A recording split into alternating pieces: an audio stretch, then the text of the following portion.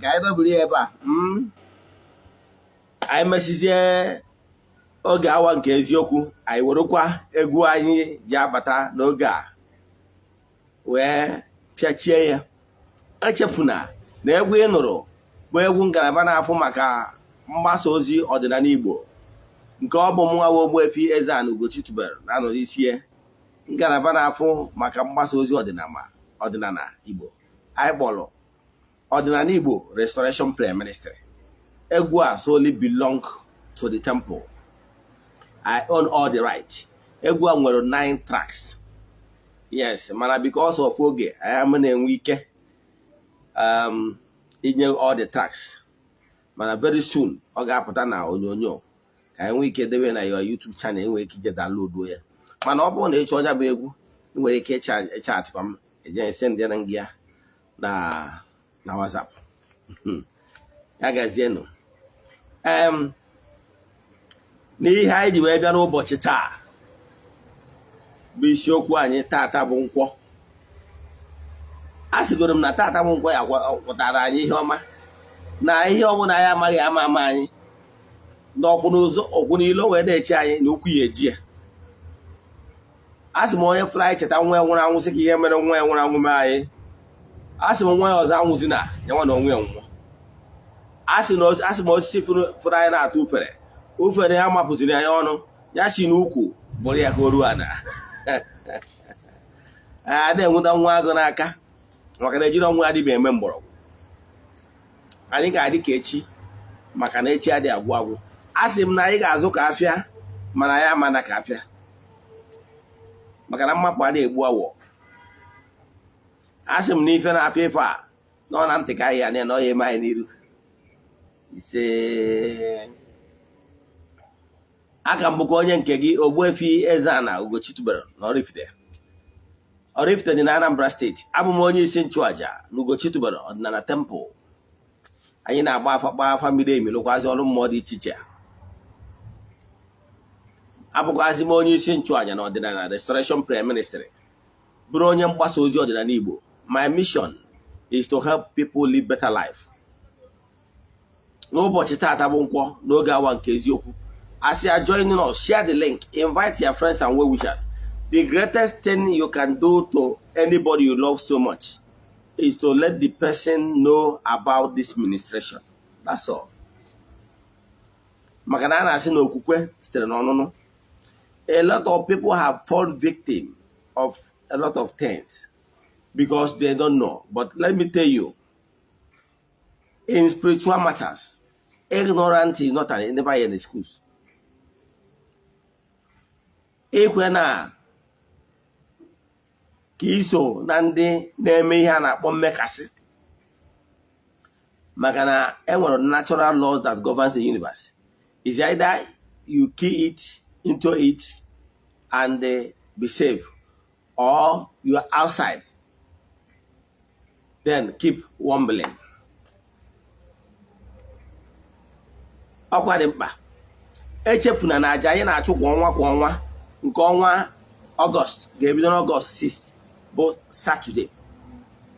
Ya bụ aja anyị na temple wee na-achụ n'isi ndị enyi anyị, ndị ihe niile anyị na-eme na temple na-amasị na ndị niile sonyere anyị na ya bụ aja na last for 14 good days. From that 6th wee kwụsị na 14th. Achụcha aja n'ụtụtụ mgbe eji eje achụ ya bụ aja na temple facing the east. Achụcha aja anyị gbuo eburu n'oge ihe wee sikwazie bute mmanya dị iche ndị mmanụ bịa na temple erie wee ṅụọ wee mee saraka. Ya ka eji eweta ya bụ aja n'isi njedebe. Ndị na-esonye bụrụ anyị na aja amalugo akaụntụ ha na-ese ndị their token, then forward their 3 prayer requests. Ha enweghị idea, mana maka ndị bụ taa bụ isi ha na-arụ maka ọkwa echi isonye na ya bụ aja. Ihe ị na-ediri ime bụ chat ya m na WhatsApp 08057837672. send their 3 prayer requests gị, then chat zie m maka token ị ga-esende iji akwado ya bụ aja anyị n'igwe. Nke a bụ ihe ị kwesịrị ịma maka ọkwa dị mkpa. Echefuna anyị na-agba afa miri emi, afọ anyị a na-akwụ ụgwọ, mana counseling is free. However, you have to book me to be sure kwụsị mma dị free maka counseling ịfụ gị, maka a na-enwe a lot of crowd.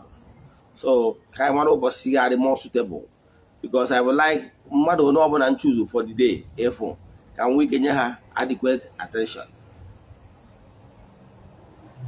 I answer my call myself and I respond to my messages myself. Thank you. Isiokwu anyị ji wee bịa n'ụbọchị taata bụ ka anyị wụọ ndị mmadụ ọkwụkwụ n'ala, ka ndị mmadụ ghara ịda afford the victim. Ihe anyị bịara ịkọwa taata bụ onye bụ chi onye ụwa mmadụ. Yes. Kedu ihe bụ Ikenga? Echefuna n'ebe ọbụla akpọtụrụ chi onye ụwa mmadụ na-enwe Ikenga chi. Yes, a na-enwe Ikenga so chi mmadụ. Mana what Ikenga represent bụ the power behind that particular personality bụ chi onye ụwa gị. Chi onye ụwa gị bụ ya Incarnation.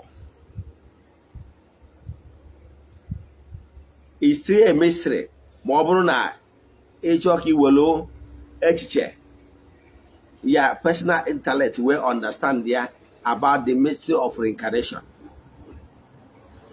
However, ka o doo anya akọwago m ọtụtụ ihe in my previous lecture gbasara reincarnation and mystery about reincarnation, and ihe niile kwesịrị ịma A to Z about reincarnation.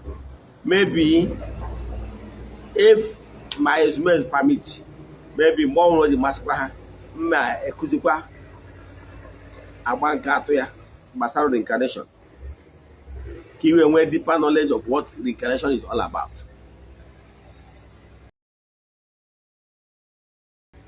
Now, ihe nchọrọ ịkọwara gị bụ gbasara reincarnation bụ na chi onye ụwa mmadụ nwelu spirit na-abak ya bụ chi onye ụwa gị. Maka na mmadụ nwere two, it's like two coin. Mmadụ nwere two part. Maka na ihe ọbụla Chukwu kere eke n'ụwa, o kere ya oke na nwunye. Ịghọtara ya? Ihe ọbụla Chukwu kere eke, ekere ihe ọbụla in pairs. Yes.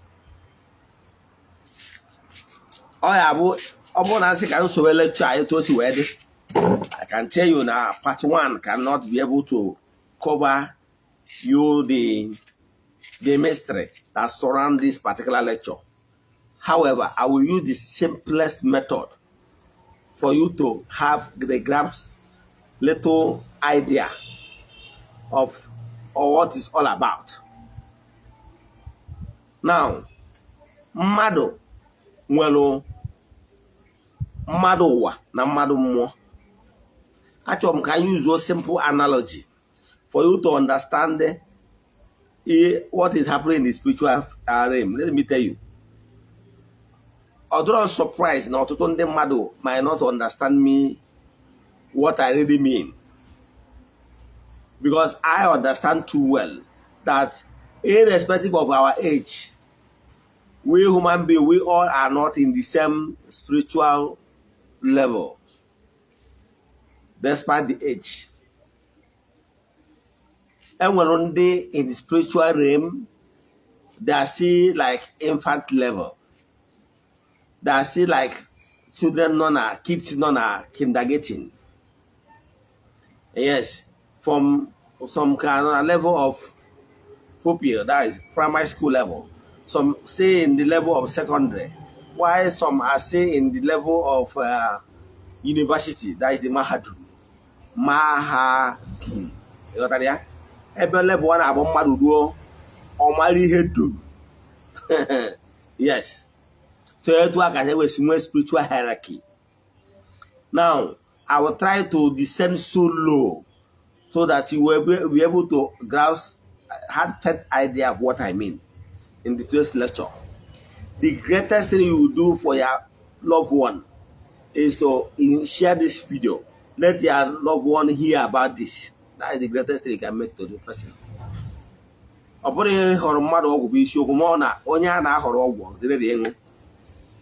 He can only take a horse to the river, but he cannot force the horse to drink water. However, my mission, like I always say, is to let the bandage fall. Let people understand how things work in creation. Because once you understand how things work, you'll be able to key in well. And by keying well, you will be able to achieve your earthly purpose. And believe in me, you will never fall victim of anybody. You know what I mean? Now, enwere mmadụ ụwa, nwee mmadụ mmụọ. Etu esi wee nwee ebe mmadụ, nwee ebe mmụọ. Etu esi wee nwee mma, nwee njọ. Etu esi wee nwee enu, nwee ana. Etu esi wee nwee ọkụ na mmiri. Etu esi wee nwee ihe ọbụla Chukwu kere eke, o kere ha in pairs. Ekere ha in double. Yes. O kere ha in double. Ke aka nni na aka ekpe. Ke mma na njọ. O kere ihe niile in pairs. Some certain things you might be looking at na ha the one. I can tell you, if I start to analyze the spiritual aspect of it, if they are not actually one. Do you get? Yes. So, na mmadụ nwere spiritual, agwara ngịtị na mmadụ nwere the spiritual and the physical, the spirit, the core man, and the gross material man. That is the body of man, the body, and the spirit. Now let me put it the other way. mmadụ nwere ihe agbọrọ arụ na mkpụrụ obi. Mmadụ nwere mmụọ. So enwere mmụọ, the aspect of human, but the spirit. All that spirit, now when the spirit left the body will be lifeless. You understand? When that spirit, all that spirit now walk but n'ime mmadụ ebido start kicking. Example, nwata nwaanyị dị ime ọfụ mgbe ọ ka wa ọbara, the features that are taking on forms, forming the heart, forming all those body organs, the legs, everything, the head and everything. But at the middle of pregnancy, when the spirit that we possess that earthly clock, the earthly body, when the spirit reconnect, that is, that spirit, they made the body, that young body, they can develop with the mother's womb. The body will start kicking. Oh yeah, but in the middle of pregnancy, when you are going away, then a few na buy so all that spirit and I was in even mother poor. Mother are they moveless. You move no more. As not life, lifeless. As no have passed on. Because of that spirit have left. Even in the earthly clock that will decay. Now, I don't come back a while again. So many things about spirit in the spiritual realm, so that you will not get more confused. The human spirit has the spirit and soul. Yes, because human beings have the entire conscience. Human being will the aspect in the spiritual realm that human being will I will I freedom to decide man and job. They are animal, they are the mystics. They have soul, the instinct, but they don't have the free will, mother will, because they did not originate from the spiritual realm.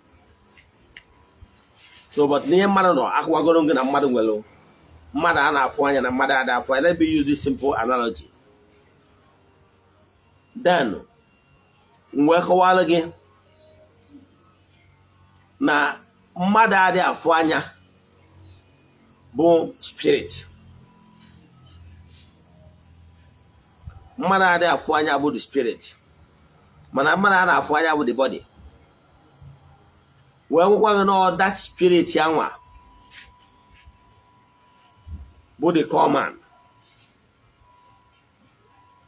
Now the earthly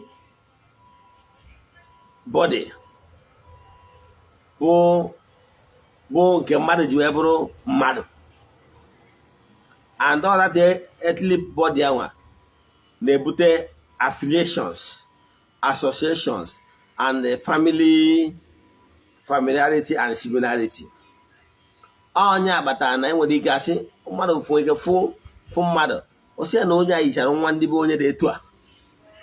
Ọ bụrụ na ọmụ onye a from Adam, mana because of the facial look of the family lineage, the person might be able to make it to trace that family from the look of their face and how they normally look. So, but the real man is the spirit. So it was God and the spirit. One thing you know about spirit, the spirit will more. Spirit does not feed. Spirit does not feed. It's only earthly body that feed. Now, Odinana Igbo understand it. Na-enwelu onye bụ chi onye ụwa gị that may come from either from your mother's side or from your father's side, and nwekwara ike isikwa from friendship, because birds of the same feather flock together.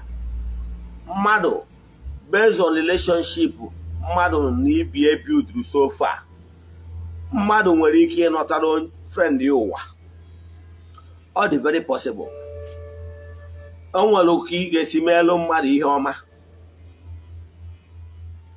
the person will long to pay you back. That serious longing and that serious attachment, that personal attachment and love, nwere ike cause the link, the bonding that will make it possible for you to attract that person's wish into your family. Enwego ọtụtụ ndị mmadụ ndị reincarnate their friend. Notara ya? Onye batara na nwere ike ịpụ side all because of that concept ndị Igbo nwere. Batalụ ụfọdụ ndị mmadụ like ndị Abịa and ndị side Imo. Ị ga-afụ ụfọdụ nwere ike ha mụcha nwa ha jee gbaa agụ, agwa ha na onye nọrọ ya ụwa bụ enyi nna ya. Ụfọdụ n'ime ya nwere ike na-akpọzie nwa si na onye nọrọ nwa ya ụwa bụ enyi nna ya, ọ na-akpọ ya ndị a na-akpọ ya enyi, a na-akpọ ya enyi nna ya, enyi nna ya na onye anatara ụwa.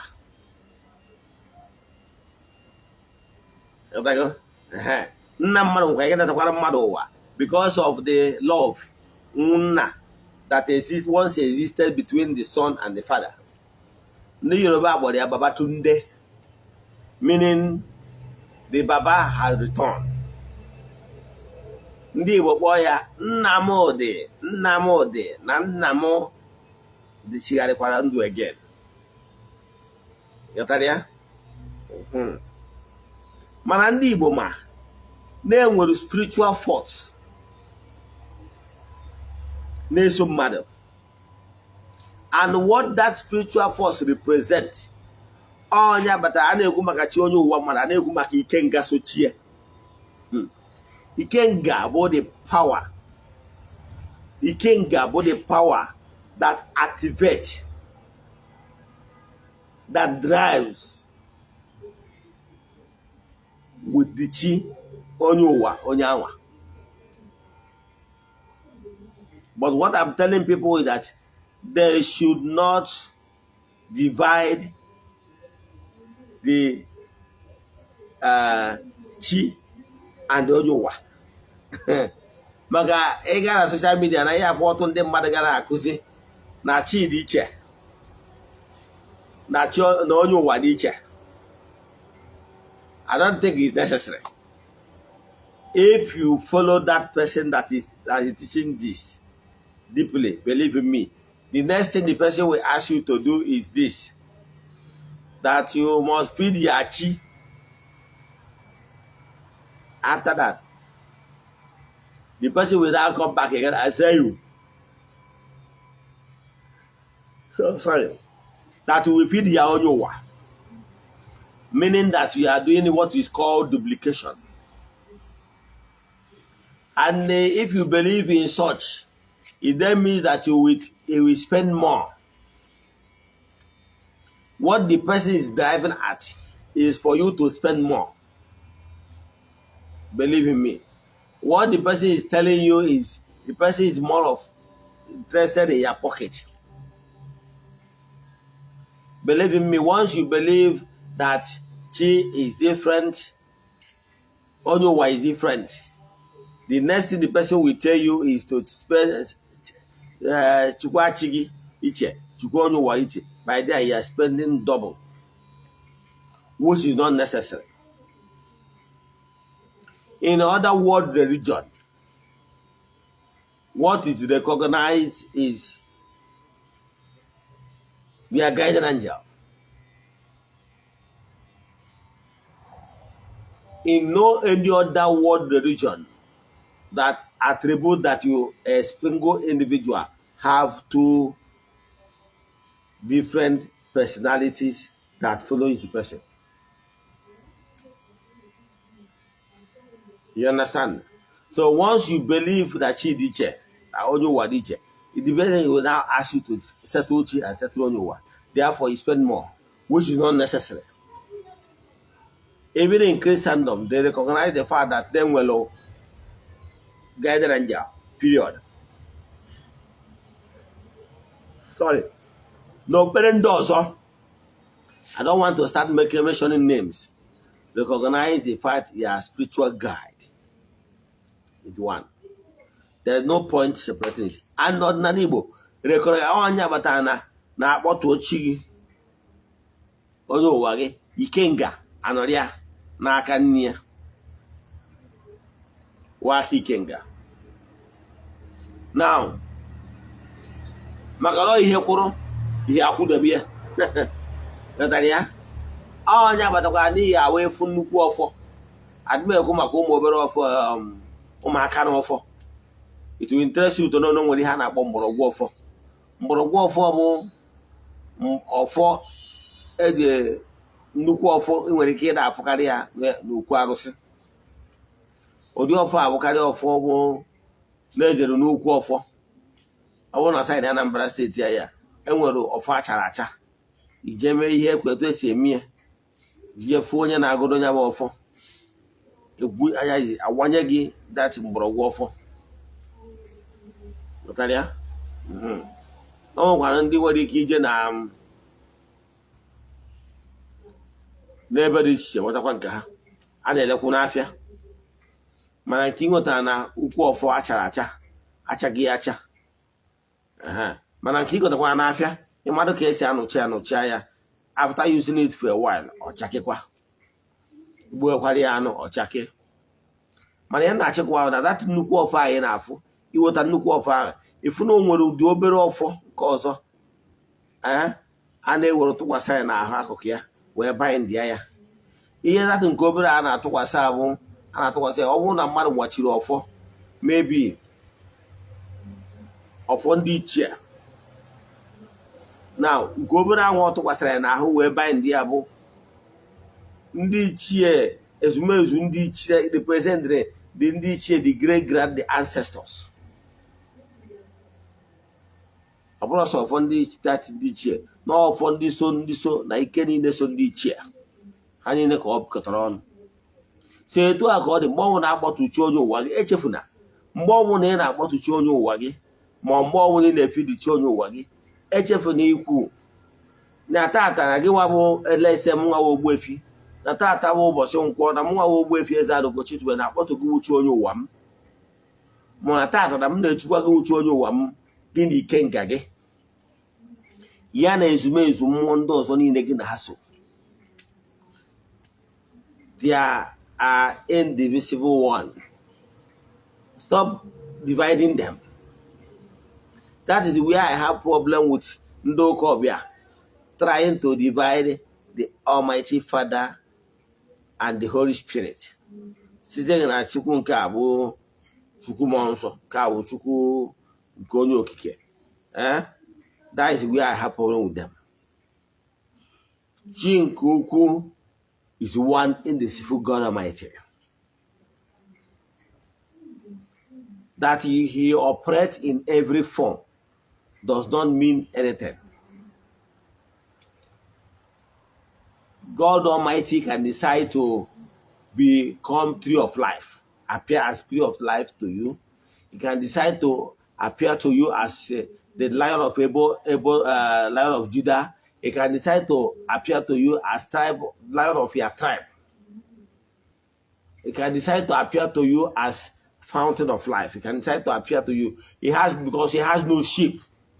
He can decide to be anywhere and show himself to you the way he wants, if he wish.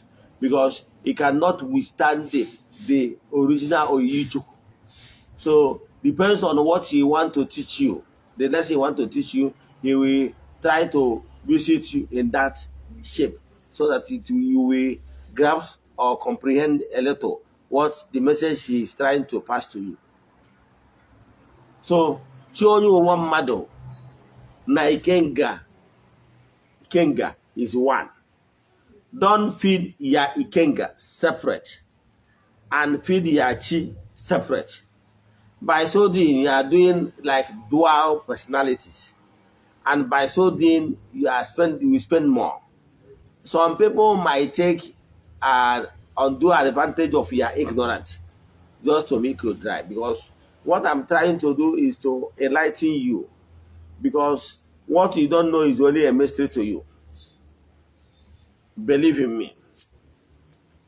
In my entire years as onye Odinana, even before I became a professional dibia, what I feel is my chonyowa and the Ikenga sochim.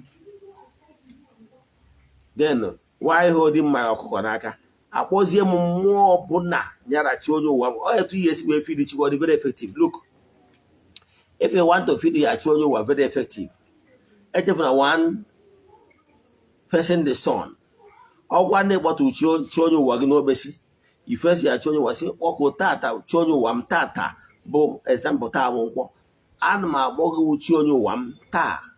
Edimo coca webia, can boru ano, can share it. Or what is your issue at Jima Helen? I share it. Lady my edge moves with me, you go to go. You reckon there, where one neighbor can air. Then I walk here over Chita. Bunko. Now I had to work and keep me in the Yano Yerigi. Now I Jena to do what Chita. Yabana Ikenga. Now it's more than any so. More than a merry here, more than 200 and I can more than this, no honey in a kina one over Chita. Now Ikenga Barata. The boy, where's I did joker? I told her, you know what you tata. On your boy, that boy beer. Oh, if I'm not here, I see them, eh? You go to Chara Hanchanina. You born a walk. Cable is your email if you do the right thing. Two got a buttery homa, Homa can name Melody. It was a melon. Man, all one a apple, Tibia singing. But what you are saying, get set to a spiritual force teacher. Set to I show you white. Believe in me, you will spend time. So you better do what I'm telling you to do. Show you wage, ni Ikenga chigi. The two personalities, but the one indivisible. Indivisible. There is no way somebody will try to divide them. Because Chigi and Ikenga are one. They work together. Ikenga more so Chigi. He don't divide it. Like me, what I normally tell people, show you one mother. There is no point of dividing Chiche and the only Wagiche. This particular topic has been a topic of argument among diverse groups. But I can tell you, my mission is to tell you how things will be okay for you, how best to approach it, the best way to understand it perfectly. You understand? The best way to perfect it, to understand it perfectly. Because in the Igbo, no onye maron ya, maron Igbo. I cannot be talking about my chi. I cannot be talking about the chi, which could be from far away, from the immediate my grandfather, who is my reincarnator. Yes, my reincarnator is my grandfather, father of my father, is my reincarnator.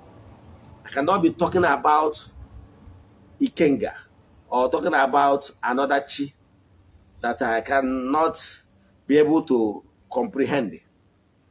Comprehend about your Chonyuwa and Ikenga chi. What Ikenga represents with your chi, that one. Chukwa Chonyuwa gi, ihe dere gi mma. Ọ bụrụ na ị chọọ watch kuzi a in full, jee na my YouTube channel, Ogbuefi EZE-ANA Ugochi tubelu oraifite. Or jee na my Facebook page, Ogbuefi EZE-ANA Ugochi tubelu oraifite. Ka ị watch ya in full. Ọ bụrụ na ị chọrọ ka anyị lụọ ọrụ mmụọ dị iche iche ma ọ gbara gị afa miri emi, send them message na WhatsApp 0805 78 37 672. I repeat 0805 78 37 672. Ogbuefi EZE-ANA Ugochi tubelu bụ aha m. A ga-enye ngozi ikpeazụ anyị sisie anyị were egwu anyị ji emechi ọnọdụ n'oge awa nke eziokwu wee mechie. N'aha Chukwu Okike nke pụrụ ime ihe niile, ekwuo m okwu ngozi n'isi friends and well wishers viewers all over the world. Ndị niile ihe anyị na-eme na-amasị na Ugochi tubelu na temple. N'aha Chukwu Okike nke pụrụ ime ihe niile, ekwuo m okwu ngozi n'isi ụnụ ma nwoke ma nwaanyị. Asị m na distance abụrụ ebaria, ezughị oke ama abụrụ ebaria. Revise any negative in you in your part. Let every negativity vanish. Let every darkness in your life vanish. N'aha Chukwu Okike nke pụrụ ime ihe niile, onye ike niile si n'aka ya bịa. Daalụnụ. Ka chi fonu ka ọ dịkwa n'oge awa echi na-abịa abịa, ọ bụrụ ndị enyi m ndị abịa ka ọ dịkwa tomorrow. Thank you.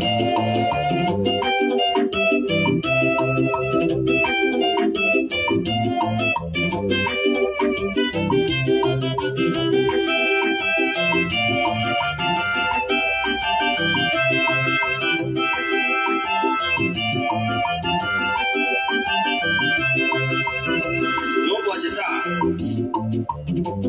ihe ji wee kwuo na Chineke furu ka eme ụlọ o mere n'ime ndụ m mgbe e bụrụ onye akaebe.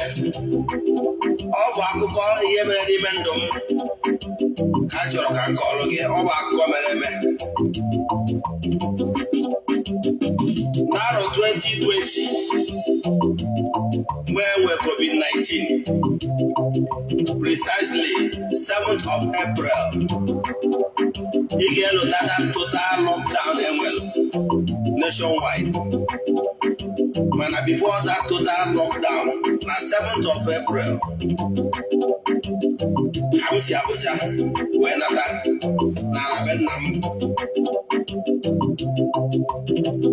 Mana before nke eme, a na-akpọbụ m ọkpụkpọ oku ka m bịazi oku m akpọrọ ịzọ ndụ ndị mmadụ iji onyinye amara Chineke nyere. Mana maka iyi na-eriri m eri site na ndị ụka ọbịa, agbakụnyere m ịza oku ndị nna nna na-akpọ m ka m bịa jere Chukwu na mmadụ ozi. Mana mgbe mpịawa azụ mbido, ihe ji wee kọba akụkọ ahụ maka gị onye akpọrọ ọrụ. Ị nwere ike iso na ndị na-agba ọsọ dịka Jona. Ihe dịka ihe mere Jona na-eme ọtụtụ ndị mmadụ n'ụbọchị taa. Maka na agwa Jona ya jere obodo Ninive ka ọ gazie ozi wee gwa ndị mmadụ ka ha si n'ajọ omume wee chegharịa. Jona wee sị mba, na ndị a dizabụrụ ka ha nwụọ n'ime mmehie ha na ha enweghị ntị. O wee nweta mpịawa azụ. Amanyeriri ya Jona azụ tụrụ Jona wee kpọjee n'obodo Ninive wee je kpọpụta ya. Amaghị m ọnọdụ ịnọ ya. Iso onwe na ndị na-enweta mpịawa azụ n'ụdị dị iche iche. Mpịawa azụ gị nwere ike iso site na di gị wee na-edu gị aka. Ọ nwerekwara ike isi na nwunye gị. Ọ nwekwara ike isi na ụmụ ị mụrụ. Mpịawa azụ abụghị iwe eje n'ihu ọrụ gị, maka na o nwere onye niile ka ikwubiere ya okwu ka udo obi wee dị, ka chi dị mma wee dị. Onye na-etu a, ọ bụrụ na ikwubi ya okwu n'isi onye na-etu a, onye a mewere onwe ya ka akọrọ ha akọ. O nwere mmadụ na-nwere ike inwe ofu nsogbu, na-enyekwa onye nwere onyinye onye akpụrụ okwubi okwu n'isi mmadụ na-abụọ, nke ofu onye adị mma nke onye nke ọzọ ama adị mma. Ihe ọ pụtaghị abụghị na ike onye akpọrọ ọrụ akwụkwọ, kama na ihe ọ pụtara bụ na ọ bụrụ onye nwa ga-ekwubiri onye nke ịbụa, onye enwetaghị ọgwụgwọ na nsogbu ya. Ọ bụrụ na ọ daruo n'ebe akwa na-asị Chukwu Okike, kere ihe nke m ji wee dịzi iche na ndị ọzọ enwerechago onwe ha na-ebe arịrị Ịnwe bụ onye agbara ọrụ kwesịrị ije n'ihu ọrụ gị ka ị wee nọrọ wee zute onye na-etu ada mgbe mkpa wee kwubie okwu n'isi ndụ ya ka o nwere onwe ya. A ga na-abịa na-apịawa gị azụ. Ihe eji apịawa gị azụ bụ ka ị jee n'ihu ọrụ gị ka ị wee kwubielu ndị na-etu a n'ebe akwa na-akpọta okwu ka e wee ọnya bụ ihe ị kwesịrị ime. Ịnọ n'ihu ọrụ gị ị ga-agwa na ntị ihe ndị mmadụ ga-ekwu. Ị ga na-ntị ihe ndị mmadụ ga-ekwu gaa n'ihu ọrụ gị maka na ọ n'ihu ọrụ gị ka ị ga-anọ wee n'ude. Ị gaa n'ihu ọrụ gị ka o wee gaziere gị.